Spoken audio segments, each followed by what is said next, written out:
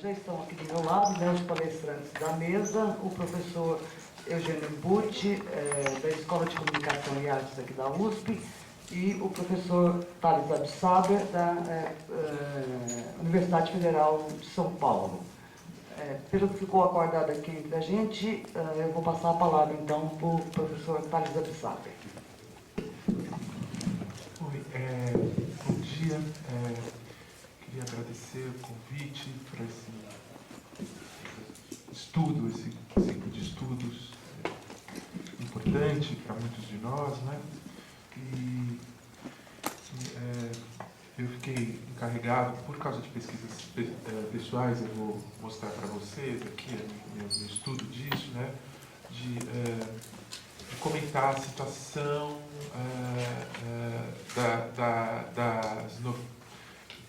da televisão, não é? No processo pós-64, particularmente a emergência e o campo das telenovelas, né? Da teledramaturgia. Eu vou fazer isso de um jeito próprio aqui, um trabalho crítico aqui, singular, meu, assim. Ao mesmo tempo, eu queria dizer que essa tem muitas questões envolvendo, né, a emergência da televisão em rede nacional, né, a partir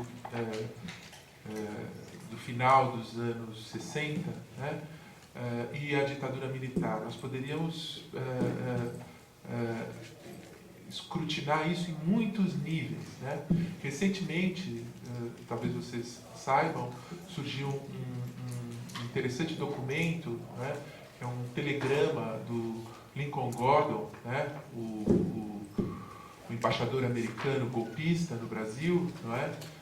Que encaminhou, não é? A política americana de sustentar o golpe de 64, em que o Lincoln Gordon comunicava ao Departamento de Estado americano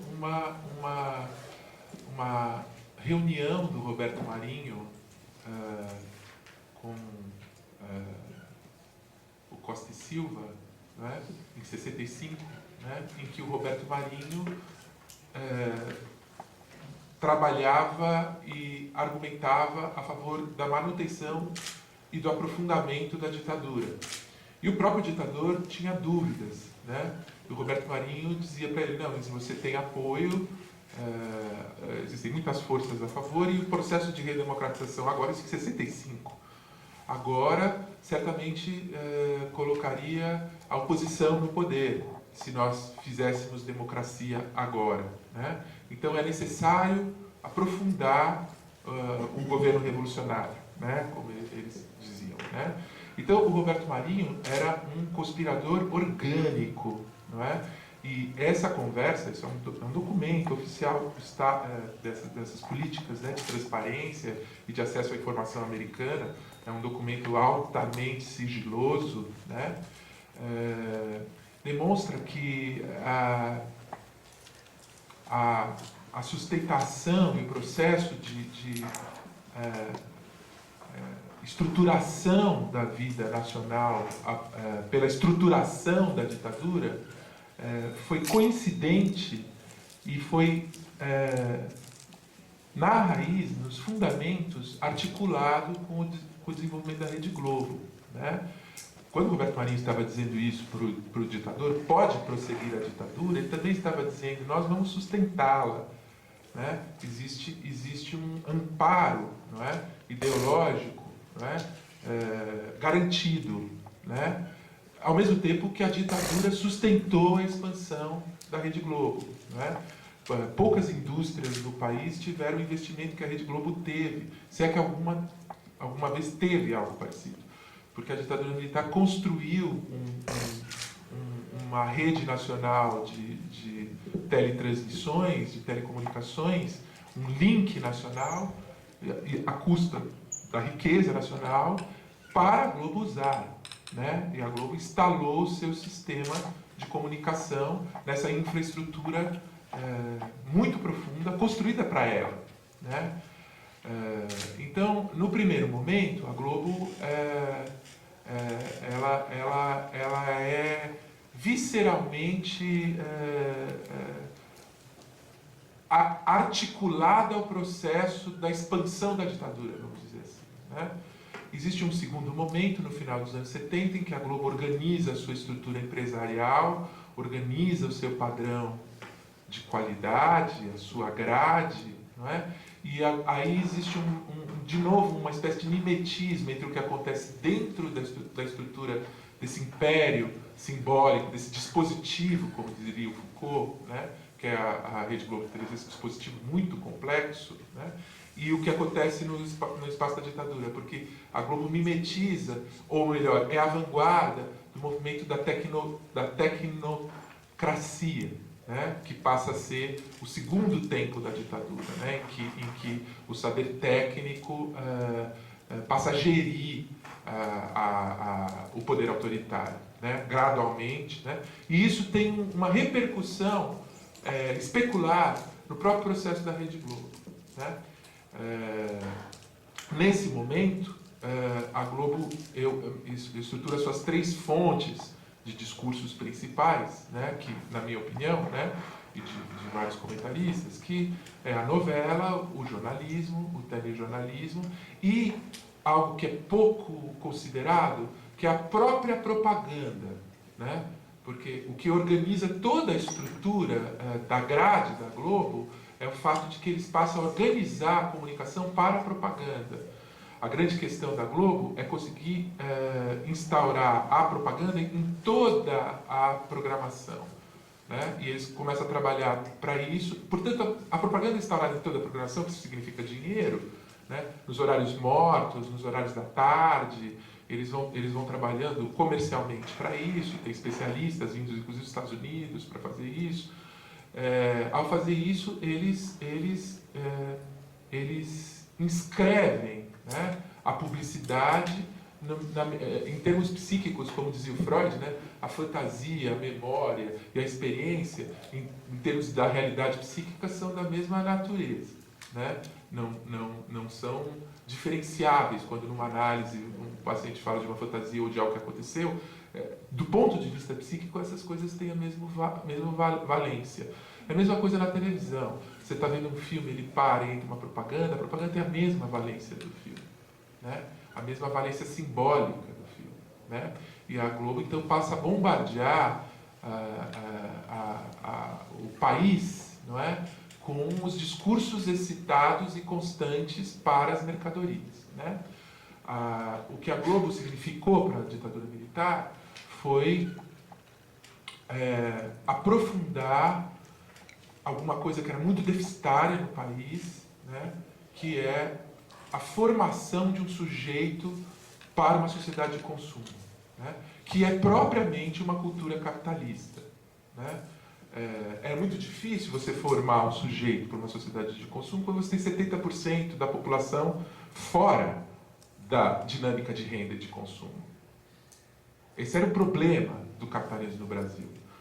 Como dizia o Roberto Schwartz lá, né, com miséria excessiva e à vista, no texto o famoso texto Cultura e Política, com miséria excessiva e à vista, não é possível você fazer elogio, não é possível você fazer elogio da sociedade de massa de consumo. Você sempre tem um núcleo que não casa. Agora, se você tiver miséria excessiva e à vista, censura extrema à esquerda, repressão violentíssima à esquerda e às tensões populares, e uma televisão liberada em cadeia nacional para produzir, mesmo que alucinatoriamente, um sujeito de consumo, então você consegue, nem que seja em 40 anos, como foi que aconteceu, né? Porque este processo que eu estou dizendo, que é um processo de poderes titânicos, de desenho de subjetividade, de desejo, ele vai se completar, no meu entender, no governo petista. Ele é um pacto fundado autoritariamente nos anos 60, que tem uma história complexa. A novela de televisão representa o processo dessa história. Ele tá forjando dinâmicas novas, positivas para a cultura. agregada a essa estrutura de grande repressão, que só vai se completar nos anos 70. Se alguém tiver uma dúvida, eu vou ler aqui o que um executivo da Globo disse em 1977, um responsável o Mauro Salles, né, responsável pelo jornalismo da Globo nos anos 70. Disse na Escola Superior de Guerra, eles iam muito à Escola Superior de Guerra, né, para dizer de como eles estavam entendendo o processo das comunicações sociais no Brasil. Em 77, eles dizem o seguinte: o crescimento da população brasileira e a distribuição desigual do crescimento entre as diferentes regiões. Aumento proporcional da faixa etária abaixo dos 20 anos. Não, desculpa, aqui está a síntese, eu vou pegar a fala dele, é melhor. A tarefa urgente da economia brasileira e do Parque de Comunicações Sociais do país incorporar ao mercado de consumo o quarto extrato da população, cerca de 20 milhões de brasileiros. Em 77, o executivo da Globo, o responsável pelo jornalismo, dizia: agora o próximo passo é colocar mais 20 milhões para dentro do mercado de consumo. Essa era a tarefa. Essa era a tarefa estrutural, essa era a tarefa simbólica da Globo, né? Ele continua: são 30 milhões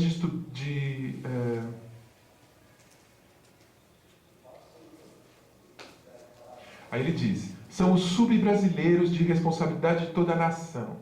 Na miséria, na fome, na opressão e na desesperança não existe opinião pública. Veja, na miséria, na fome e na desesperança não existe opinião pública. Parece um discurso de esquerda. E aqui a gente tem um ponto em que a televisão ela começa a anteceder o processo, porque isso que é complexo nos anos 70, ela começa a anteceder o processo da abertura. Porque como a televisão está ligada à dinâmica cultural do mercado, que por sua vez necessariamente o mercado é aberto ao mercado mundial, necessariamente você não tem como fechar o mercado, a televisão vai passar a sustentar a ideia de que o capitalismo tem que ser um capitalismo liberal, não é? E não um capitalismo de controle de Estado Aqui parece um discurso de esquerda. Sim, porque incluir massas de trabalhadores na dinâmica do consumo, que é para onde todo o processo político brasileiro vai, até o PT, não é? Que é um projeto da Globo, veja, coincide com o do PT, né? Isso se dá porque, a partir de um certo momento, a Rede Globo ela se diferencia do discurso autoritário que fundou a ditadura militar. Isso é muito importante. O ranço autoritário, classista, conservador, católico, patriarcal, que está na origem da ditadura militar, não pode ser sustentado numa dinâmica de mercado de massas. Esse ranço autoritário tem restos autoritários que vão até a escravidão, que é antipopular e antidemocrático, que foi um vetor da ditadura militar, começa a cair com a expansão da televisão. Porque a televisão precisa de um mercado de massa, e ela vai fazer o elogio de um mercado de massa. Em relação a esse ranço autoritário, foi um dos vetores da ditadura, a televisão é democratizante, é modernizante, né? Então, essa fala aqui parece de esquerda, né? Mas na verdade ela não é de esquerda, ela é liberal, visando a integração via mercado, não é? Para os milicos em 77 havia uma linha dura ainda real. Isso aqui podia ser coisa de comunista, né? Então é a ambiguidade que a televisão passou a ter no processo brasileiro, e isso se expressa no universo da evolução das novelas, né? Agora eu só queria fazer essa introdução para dar uma ideia do que está em jogo, né? Mas no universo das novelas, eu acho que existe uma primeira fase da telenovela, que é uma fase ainda tributária da radionovela, né? Em que a grande autora foi a Jeanette Claire, não é? Em que a telenovela se apoiava desbragadamente nas formas melodramáticas, né? Folhetinescas melodramáticas, né? Em que, essencialmente, o que move o drama, né, são elementos imaginários, pessoais, abstratos, né, maniqueístas. Você sempre tem a menininha absolutamente do bem, você sempre tem uma história de amor que é impedida por um vilão que é absolutamente do mal. São estruturas morais muito visíveis, explícitas, não é? Que se desresponsabilizam da dinâmica histórica e social, né?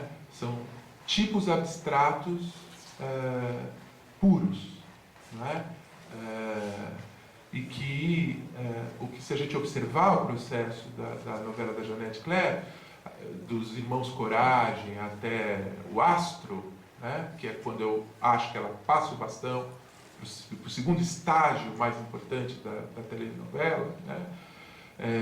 A gente vai observando o quê? Ela vai trazendo essas estruturas melodramáticas para uma realidade urbana, né?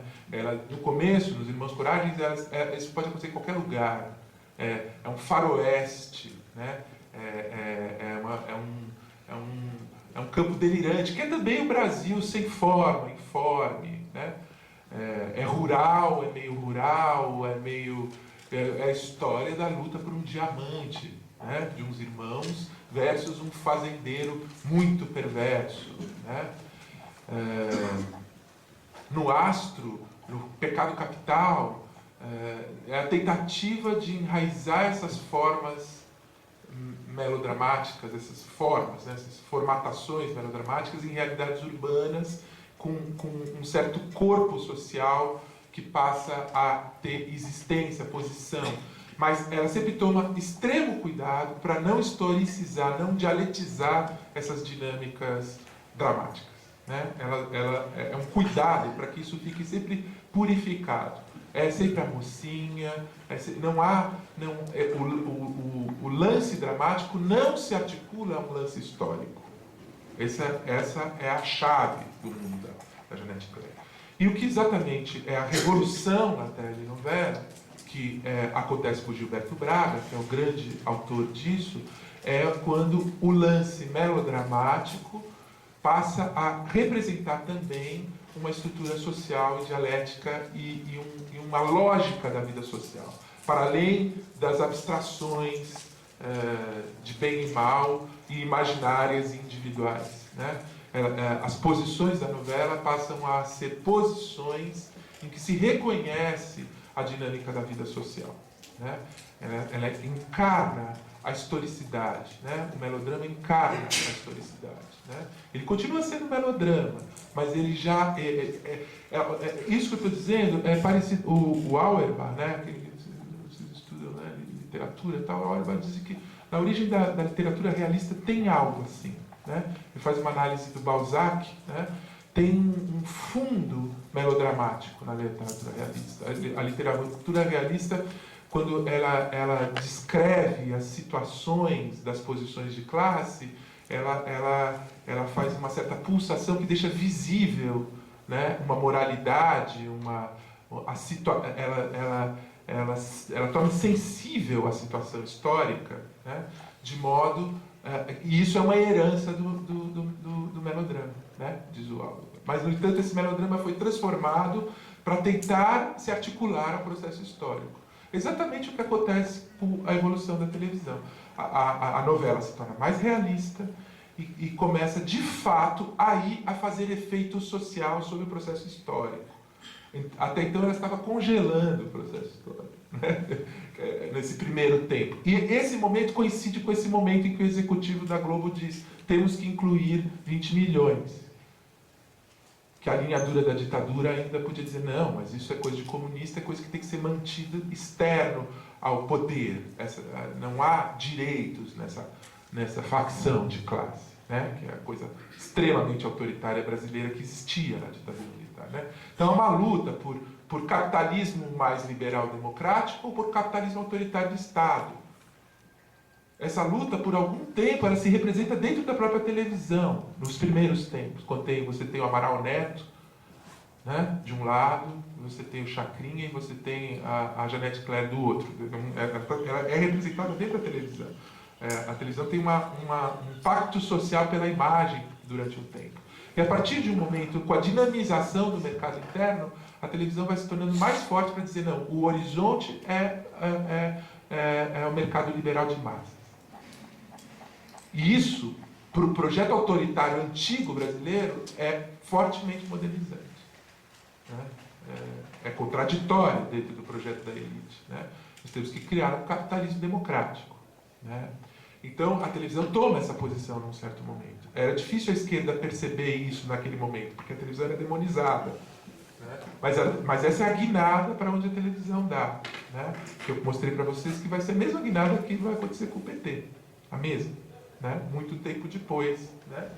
Então, eu vou ler agora aqui o meu trabalho crítico, que é um pouco o auge desse processo de autonomia da novela de televisão, e que coloca muitos problemas sobre essa articulação da forma da novela, da relação com o seu público, da recepção do seu público, porque no caso da televisão, diferente de outros meios de produção de ficção e de sentido, a gente tem como auferir a recepção. Né? O caso da televisão, que é comunicação social, industrial, existem dados para auferir a recepção, efeitos de recepção. É muito diferente, e nesse sentido, a produtividade social da televisão constante é real, é concreta, né? E é medida em termos de números que, por sua vez, vão se transformar em valores, em valor de troca em dinheiro. Né? Então, essa imbricação da televisão que produz serviços simbólicos, que são mercadorias, que vendem serviços simbólicos para as mercadorias, e a sua intervenção entre política, entretenimento e a partir de um certo momento, avaliação do estado da cultura, né? Isso passa a interessar ao autor de televisão, e aí eu coloco o Gilberto Braga nessa virada, né? Ela tem uma positividade que as outras formas de cultura não têm. Né? E ela tem uma produtividade social que as outras formas de cultura não têm. Nenhuma outra tem. O cinema nunca teve. Né? Além disso, a gente poderia dizer que por esse pacto da televisão, que realiza a cultura de fundamento capitalista no Brasil com a ditadura, a televisão é o grande realizador do projeto cultural da ditadura, malgré lui-même, como diz os franceses, né? Apesar da ditadura ser autoritária, ter que abrir mão na direção de uma democracia de massa. Né?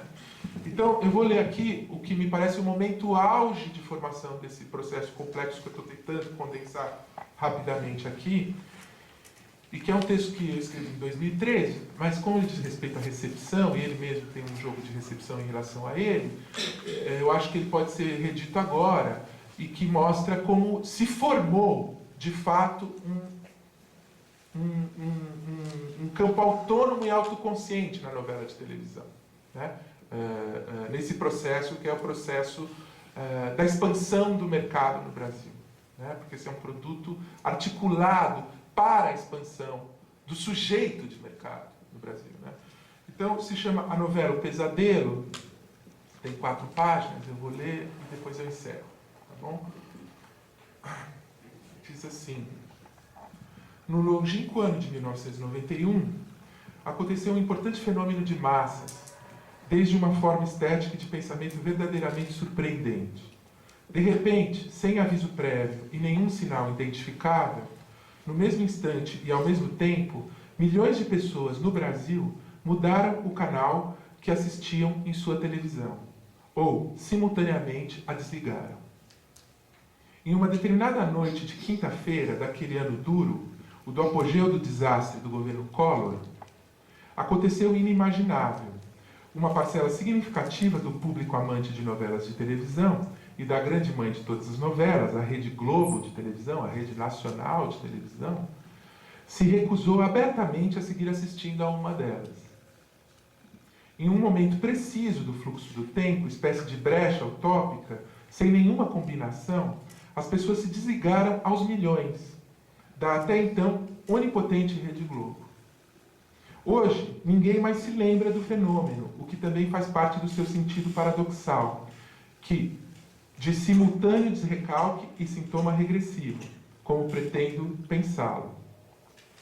Agora, em 2003, quando eu escrevi isso aqui, no momento do lançamento de uma nova novela de Gilberto Braga, o artista responsável pelo desligamento maciço do aparelhinho naquele episódio, uma novela que promete, como é próprio dos melhores momentos do dramaturgo, adentrar os jogos simbólicos do poder e das relações entre classes e dinheiro no país, as muitas reportagens surgidas nos grandes jornais nada lembram sobre o happy negativo, teledramático de 91, que, no entanto, mobilizou uma multidão.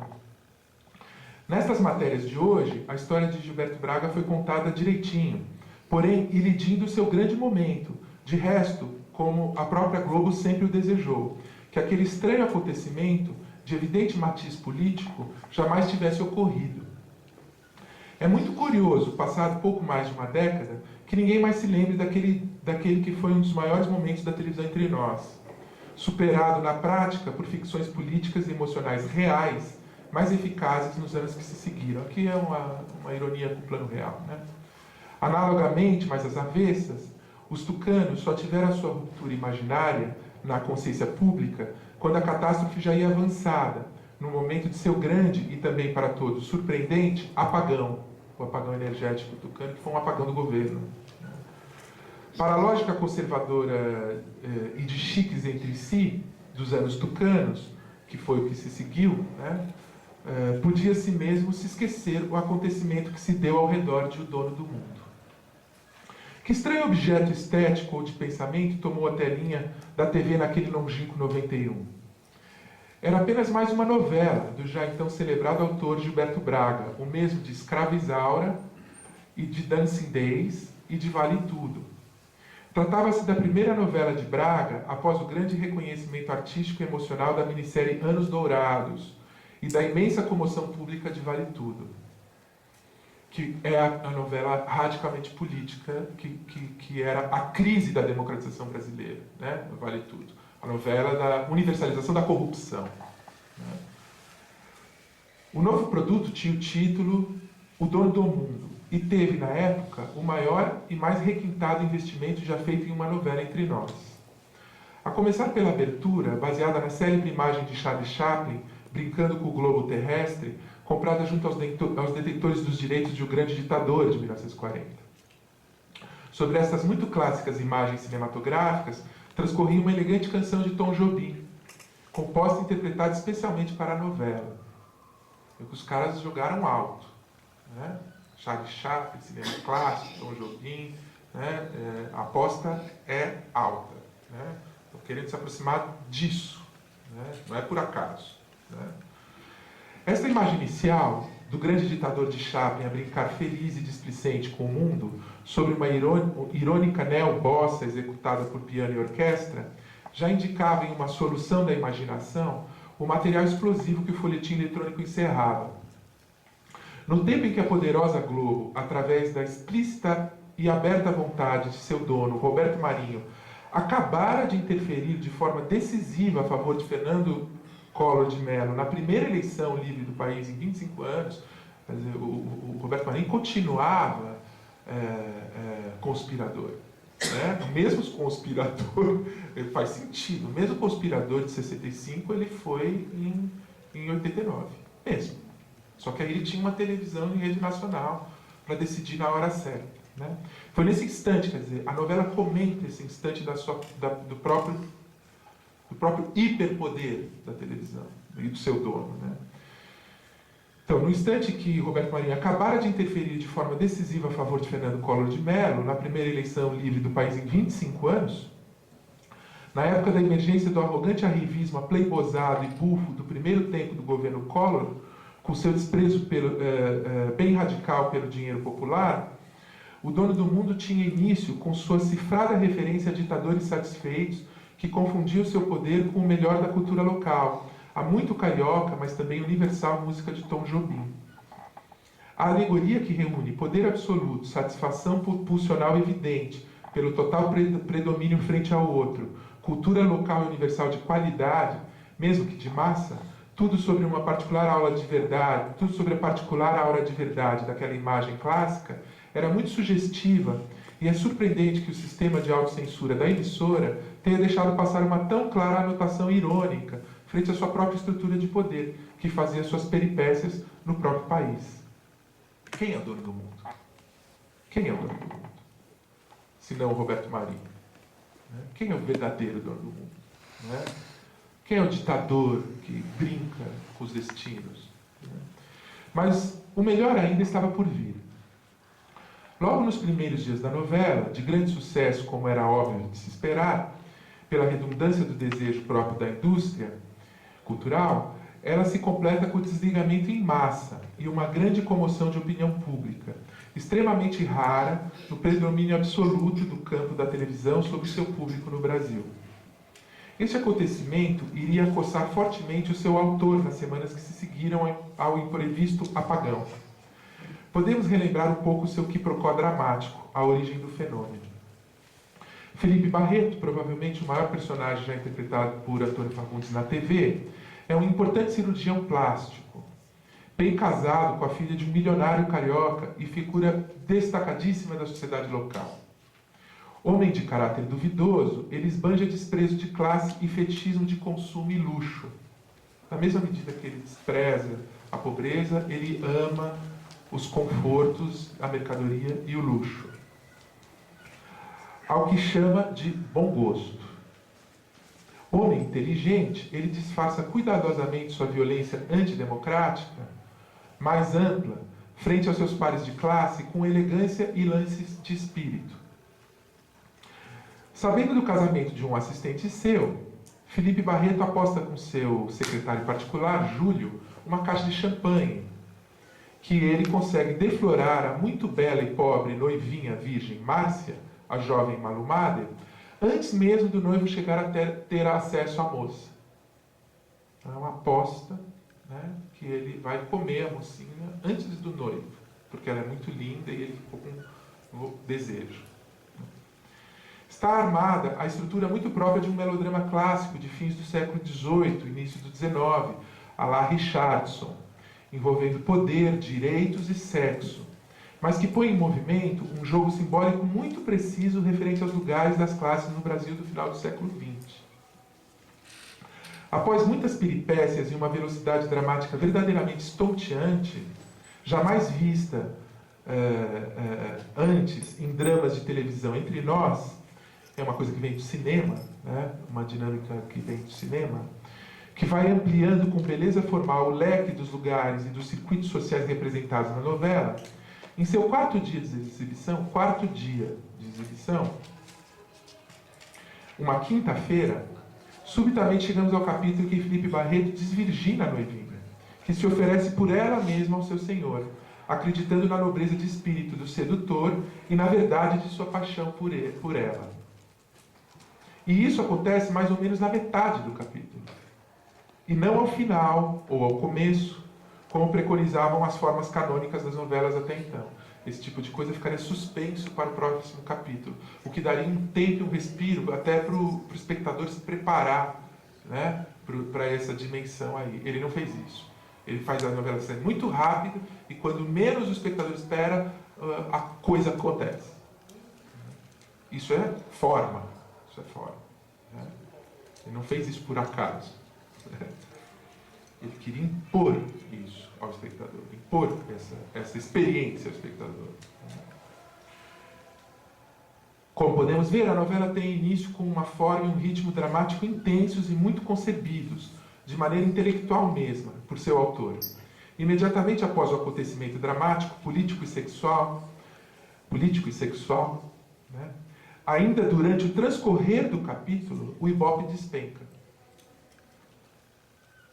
Enquanto nos 2 dias anteriores a novela perdera 4 pontos de audiência em relação aos 48 pontos de sua estreia na segunda-feira, 48 pontos. Isso aqui é 80 milhões de pessoas. Apenas no fatídico 4º capítulo, ela perdeu nada menos do que 9 pontos. Ela perdeu 4 nos primeiros dias no capítulo, num momento, se perdeu 9 pontos. Uma massa inteira se retirou da novela. Um fenômeno jamais visto em semelhante caso. O melhor produto já realizado pela televisão brasileira em sua história teve uma queda de 13 pontos de audiência em seus 4 primeiros dias de exibição, sem que ninguém pudesse prever nem explicar o fato. Impacientes, os espectadores, alguns ofendidos, outros humilhados, desligaram o aparelho antes mesmo do episódio terminar.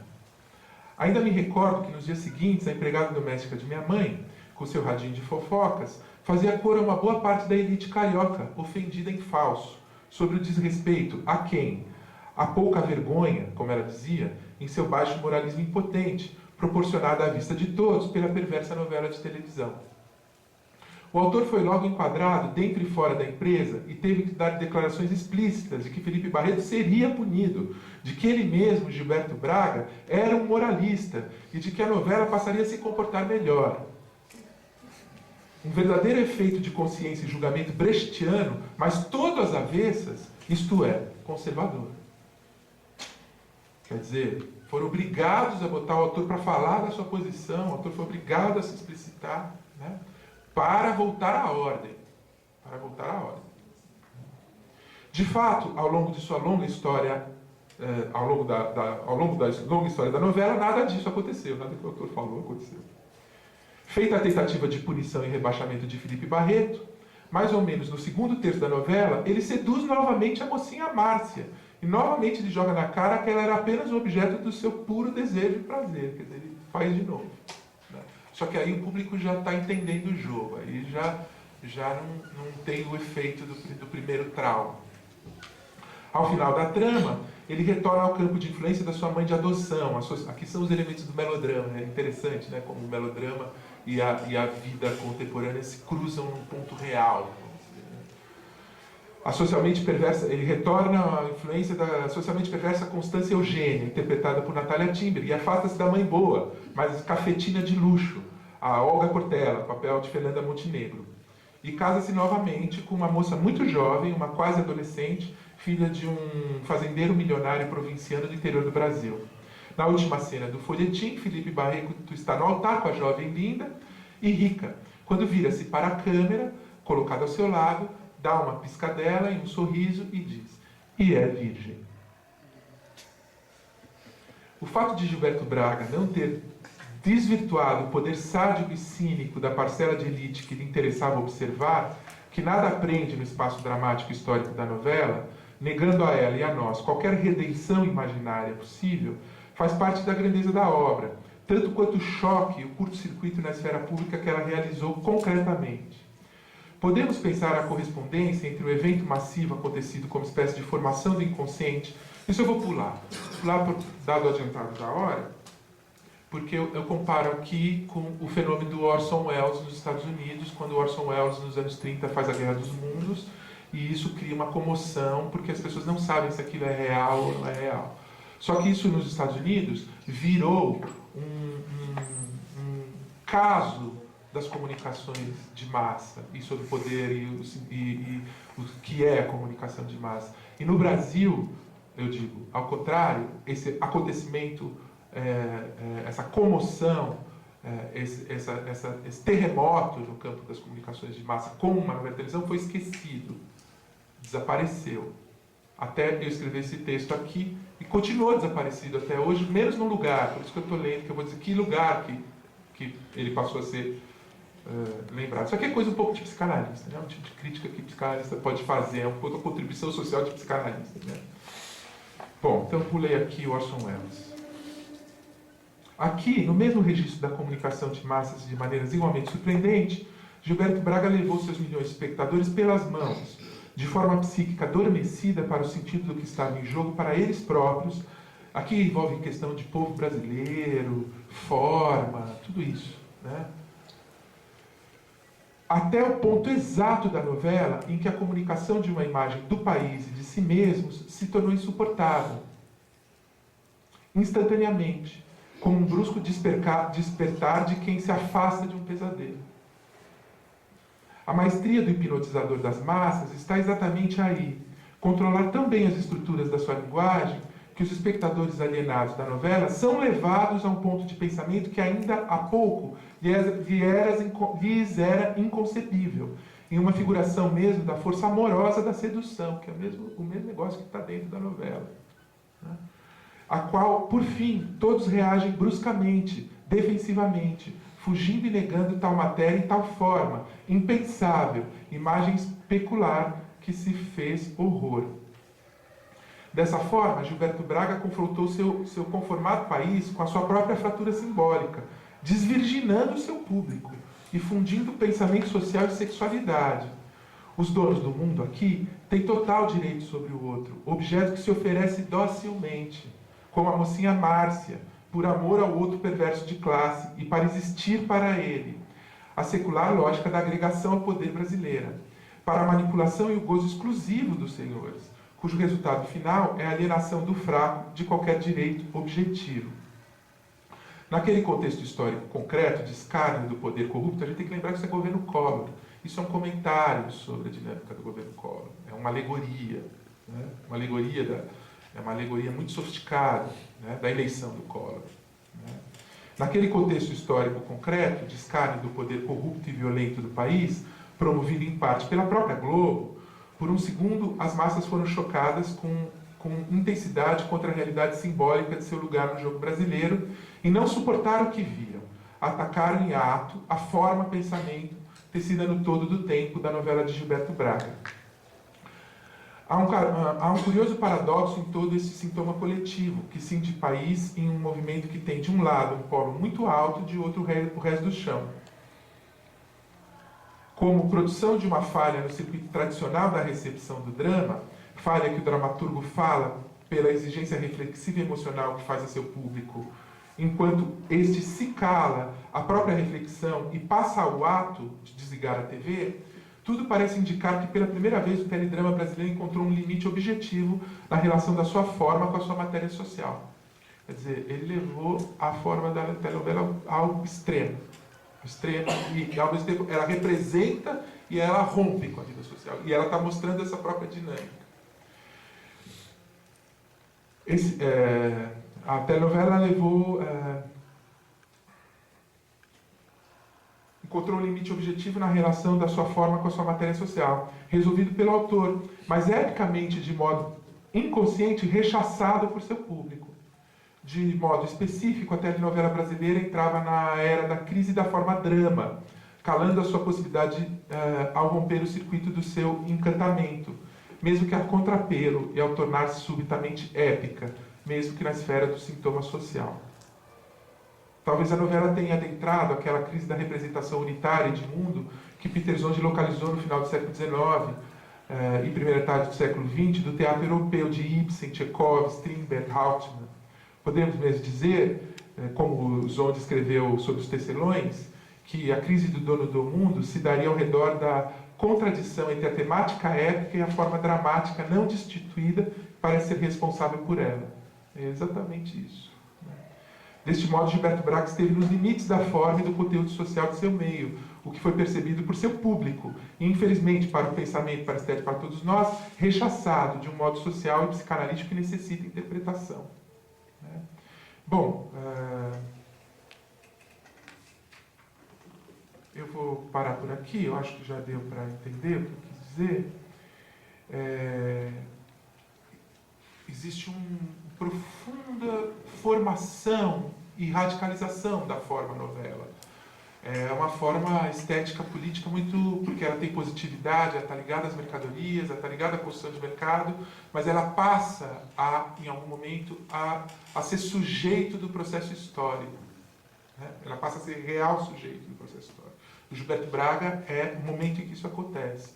Não é por acaso que ele está sempre ligado a grandes comoções políticas, as séries dele, aqui no caso é o comentário da eleição do Collor. Né? Por outro lado, é muito interessante a gente ver o quanto passa a existir uma estrutura conservadora que não se pode forçar. Né? Se o autor força, ela resiste, e resiste desligando, tirando pontos da televisão. Isso foi uma surpresa para o próprio Gilberto Braga. Quando eu escrevi isso aqui em 2003, isso estava esquecido. Completamente esquecido. Não me parece que seja uma coisa para ser esquecida, pelo contrário, isso tem que ser lembrado e pensado. Né? Aqui a gente vê que a coisa não é brincadeira. Né?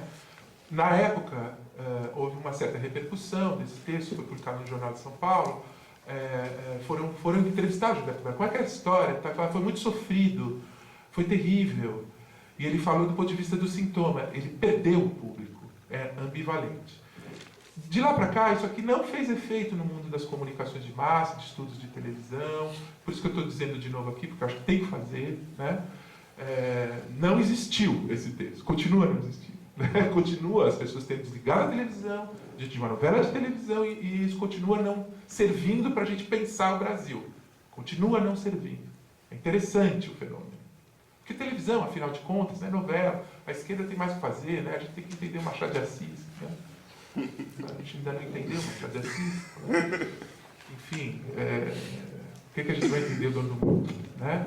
Então, isso não é importante. Né? Não é importante para nós, né? É importante para alguns milhões de brasileiros. Né? Então, o que acontece? O único lugar em que eu vi repercussão disso, adivinha onde foi? Na Globo. Na Globo. Né? Se vocês entrarem no site de memórias da Globo e irem lá, O Dono do Mundo, tem um pequeno documentáriozinho do Gilberto Braga falando, então ele diz o seguinte, depois disso daqui, foi um momento muito difícil, foi um negócio muito complexo, eu coloquei os pobres para levar porrada sem deixar nenhuma escapatória, isso é terrível, né? Ele fala um pouco irônico. Ao mesmo tempo, isso foi a melhor coisa que eu já escrevi. Né? A abertura do Dono do Mundo foi a melhor coisa que eu já escrevi, é o que eu digo aqui. Né? E aí, por fim, ele diz assim: eu forcei o tom da crítica social. E isso em televisão é muito complexo. Então, para ele mesmo, foi uma descoberta dessa dinâmica. Né? Então, daí a gente pode ter ideia do que a televisão pode fazer. Bom, é isso que eu queria dizer para vocês. Obrigado.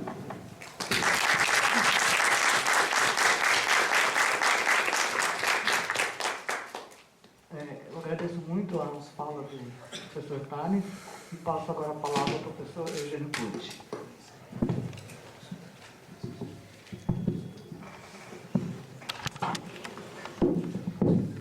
Bom, obrigado, muito obrigado pelo convite. Eu quero cumprimentar o Augusto e a Priscila e todos pela organização desse seminário que, excetuada a minha fala, é muito importante, muito relevante, indispensável mesmo. E quero deixar público também que é sempre uma alegria muito grande falar na mesma mesa que o Tales. A gente já se encontra em eventos sobre televisão há alguns anos. E eu sempre aprendo muito. Antes de começar também, quero pedir desculpas a vocês, eu fiz alguma confusão. Eu não sei se foi a matéria que saiu na Folha que falava que começava às 10. Em algum lugar eu vi isso, eu estava dando aula, era para ter chegado às 9h30, cheguei às 9h40 achando que estava chegando antes. E fiz uma confusão, vocês me perdoem. Bom, Eu preparei para falar para vocês uma reflexão em torno da natureza do espaço público, que inclui uma lógica paradoxal, composto pela televisão durante a ditadura.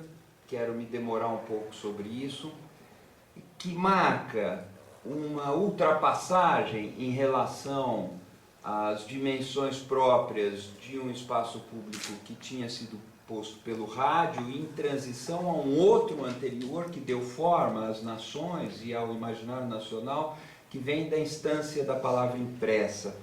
E exatamente como disse o Tales, esse espaço público próprio da TV instaura uma dinâmica que só será completada pelo menos nos 2 primeiros governos do PT.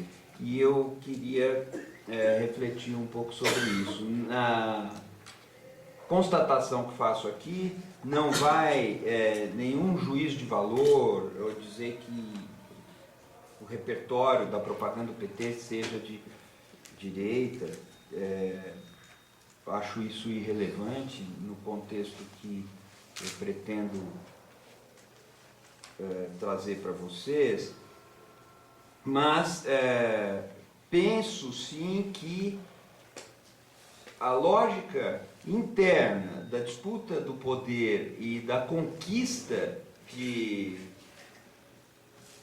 como se diz na propaganda, corações e mentes, envolve a mobilização de certas categorias que eram bastante comuns à ditadura militar e ao repertório do governo, primeiro e segundo governo do PT.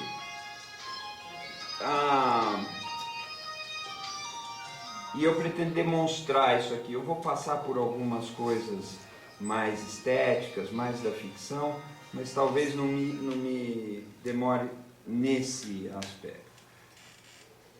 Da síntese do que eu quero dizer é que na formação desse imaginário, na natureza, na morfologia desse imaginário, vai se dar um jogo estruturante entre jornalismo, o relato factual e ficção, no qual o país está muito mais na ficção do que no jornalismo, de tal maneira que o jornalismo é o verdadeiro discurso ficcional. E eu vou comentar algo próprio da propaganda, tanto da ditadura como do Lula, fazendo 3 analogias.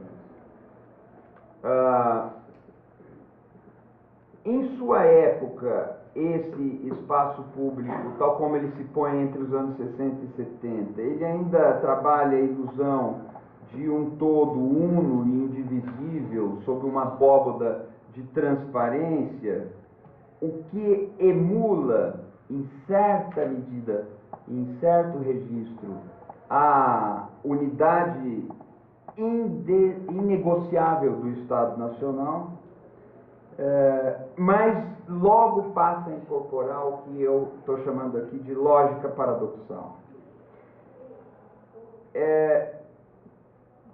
E há no fio condutor desse percurso o discurso autoritário, que eu também vou mostrar.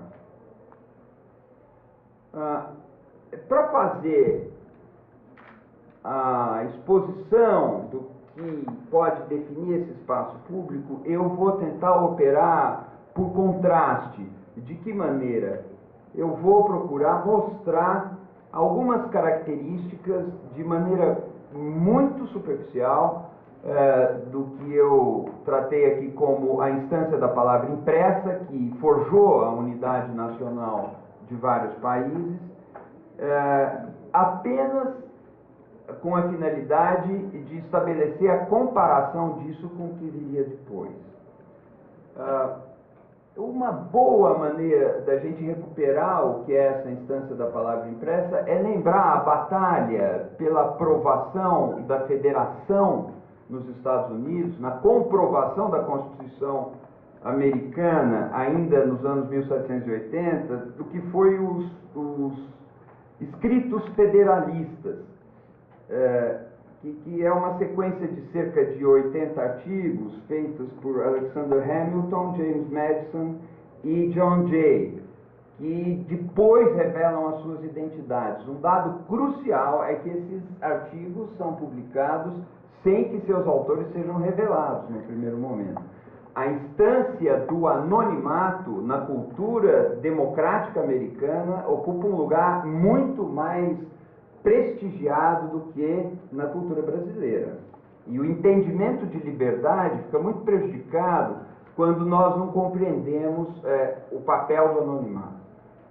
De uma perspectiva, nós podemos dizer que os Federalist Papers são textos anônimos, como outro documento fundamental do liberalismo, o texto de John Locke sobre intolerância, também é publicado de forma anônima.